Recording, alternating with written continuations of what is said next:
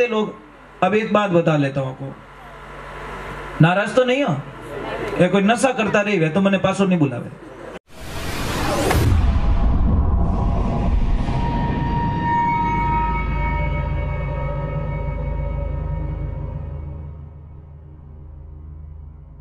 सोनू महाराज जी के भजन व प्रवचन सुनने के लिए चैनल को सब्सक्राइब करें, बेल आइकन को जरूर दबाएं, शेयर करें, कमेंट करें, लाइक तो जरूर करें।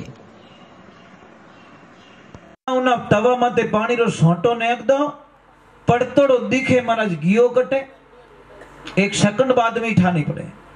मतलब गरम तवा होता है ना, उसके ऊपर पानी की छांट डाल दो, कितनी सेकंड रुकेगा? शायद आधा में इतना भी नहीं रुक पाएगा, पड़ता ही छाओ हरिओम। उसी प्रकार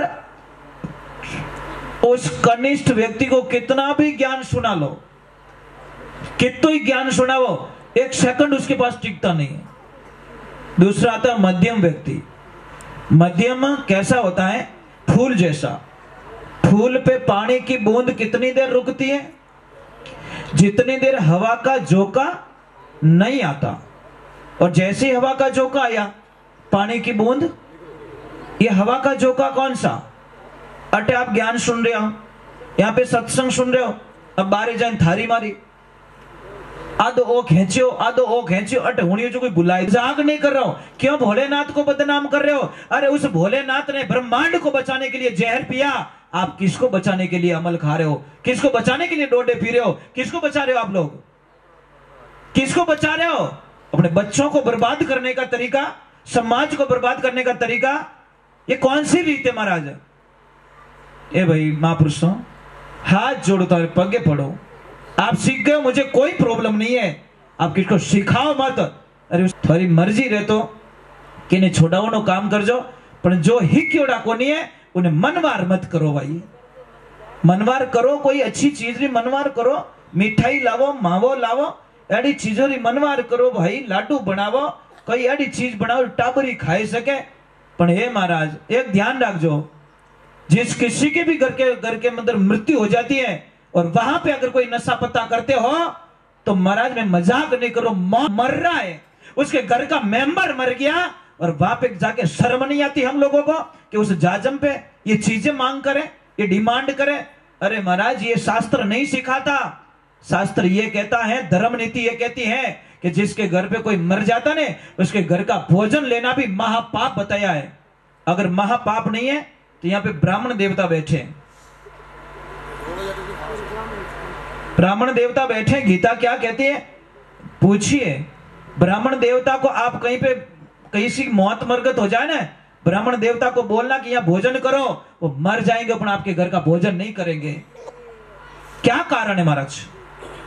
क्यों ब्राह्मण देवता भोजन नहीं करते? हमारे जहां पे मौत मरगत हो जाती है क्यों नहीं करते?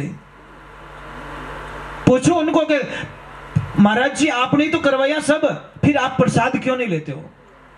नहीं लेंगे, उनको पता है इससे बड़ा दूषित भोजन संसार में कोई हो नहीं सकता। पर कहीं करो महाराज, अपन तो मौको बड़ी मिले। मैं मजाक नहीं कर रहा हूं कि ना आदमी घर में मौत रहे नहीं, उन्हें सहायता की जरूरत है, उन्हें पंचायत की जरूरत नहीं है। समझ में आ रही कि नहीं आ रही? एक तो वो आदमी दुखी हो गया, कोई मेंबर चला गया, वहां पे रो रहे हैं, उसके फैमिली रो रही है, उसके बच्चे रो रहे हैं, और हम वहां पे जाके कुछ पंचायतियां करते हैं। ये उचित नहीं होता महाराज। इसलिए थोड़ी संस्कृति तो आएगी महाराज, थोड़ा प्रभाव तो पड़ेगा, इसमें कोई शंका नहीं है, क्योंकि वहां पे जाते तो सीख लेते लोग। अब एक बात बता लेता हूं आपको, नाराज तो नहीं हो? ये कोई नशा करता रही है तो मैंने पासो नहीं बुलावे, ये पक्की बात हो गई। क्योंकि ये तो मोरोज गलो फटे, मोइज बुलाया भजनों में, मोरोज गलो फटे है ना।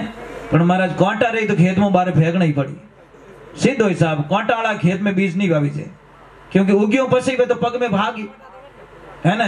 तो एक ध्यान रखो, मैं आपसे हाथ जोड़ू, प्रार्थना करूं कि 3 चीजें जरूरी है हमारे जीवन में, और एक सबसे उत्तम व्यक्ति आता है, वो होता है शिप जैसा। कनिष्ठ, मध्यम और उत्तम। वो शिप जैसा होता है। वो क्या करता पता है? कि जैसे समुद्र में आसोज की बूंद पड़ती है, वो मुंह खोल के बैठ जाता है शिप ही, वो बूंद अंदर लेता है और उसका मोती बना के वापस समुद्र को समर्पित कर देता है। सीप समुद्र में रहते समुद्र का क्या लीजे, अरे बूंद पड़े आसोज की वो शोभा समुद्रिया ने दीजे, ऐसो सतवादी मारो साहिबो उपजेला ब्रह्म ज्ञाना। महाराज कोई सत्संग चल रही थी, बड़ा आनंद आ रहा था। एक छोटा सा बच्चा जिसकी उम्र 3-4 साल, आनंद से बैठा, वो गुरुदेव की नजर पड़ गई कि कथा चल रही है, 5वां दिन है कथा का। ये बच्चा सबसे पहले आता है और सबसे लास्ट में जाता है। बीच में कोई परेशानी नहीं, कोई हो हल्ला नहीं, कहीं उठना भी नहीं, कुछ भी नहीं। उस बच्चे को बोला कि बेटा तेरे खेलने की उम्र है, पढ़ाई करने की उम्र है, और तू सत्संग के लफड़े में क्यों पड़ा? तो बच्चा खड़ा होकर बोला, तो गुरुजी क्या करूं? कि बेटा जब बूढ़ा हो जाए ना तब सत्संग में आया कर जे, अबे तने आने की कोई आवश्यकता नहीं है। तो बच्चा बोला ठीक है गुरुजी।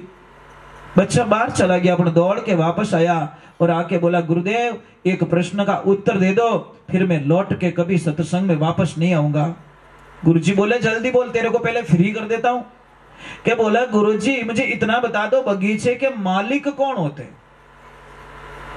गुरुजी ने बोला, माली और मालिक दोनों बगीचे के मालिक होते हैं। तो बताओ गुरुजी, वो माली और मालन दोनों बगीचे में आएंगे तो पहले किसको तोड़ेंगे, फूल को या कली को? गुरुजी ने बोला, मालिक है भैया, वो किसी को भी तोड़ सकते, कोई गारंटी नहीं है। तो बच्चा बोला, गुरुजी मैं यही कहना चाहता हूं कि सत्संग है ना, ये एक बगीचा है, और इस बगीचे में जितने भी बड़े बड़े लोग बैठे, 20 साल के, 30 साल के, 50 साल के, 80 साल के, ये सारे लोग बगीचे के फूल बन गए, और मैं इस बगीचे की सबसे छोटी कली हूं गुरुजी। जब वो मृत्यु रूपी मालन आएगी, काल रूपी माली आएगा, और पहले इस कड़ी को तोड़ के लेके चले गए, तो मैं कद बूढ़ो रहूला, कद भगवान का भजन करूला, गुरुदेव मने सत्संग सुनन दो। एकदम गुरुदेव की आंखों में आंसू आ गए कि वाह भाई, ये तो मैंने कभी सोचा ही नहीं कि पहले बच्चा जाएगा दुनिया से, कि पहले पिता जाएगा, ये तो सोचा ही नहीं। एकदम गुरुजी ने गले लगा के बोला, बोल बेटा क्या चाहिए तेरे को? कि गुरुजी मुझे कुछ नहीं चाहिए, मेरे राम से मिला दो, मेरे प्रभु से मिला दो। कि 2 रास्ते मेरे पास भगवान से मिलने के, 2 रास्ते। पहला, तुझे जाना पड़ेगा भगवान के पास में, और दूसरा है भेजू तेरे घर पे भगवान को। बोल क्या चाहिए? बच्चा बहुत होशियार था महाराज, बोला गुरुजी ये सेकंड वाला ठीक है, मेरे घर पे भगवान कैसे आए ये बता दो। भैया गंगा नदी यहाँ आ जाएगी तो आप थोड़ी हरिद्वार जाओगे क्या? नहीं जाओगे ना। बच्चा बोला, जब भगवान मेरे घर पे आ रहे तो मैं भटकता क्यों फिरूं? गुरुजी मुझे करना क्या पड़ेगा? कि बेटा तुझे कुछ नहीं करना है, चला जा तेरे घर पे और तेरे माता पिता को भगवान मान के उनकी सेवा करते रहना है, उनकी आज्ञा का पालन करते रहना है और उनका आदर करते रहना है। कि इस दुनिया में माता पिता से बढ़कर दुनिया में कोई भगवान नहीं है, फिर भी हम लोग भटक जाते हैं। अब महाराज वो बच्चा गया, सुनते देर ना लगी, समझते देर ना लगी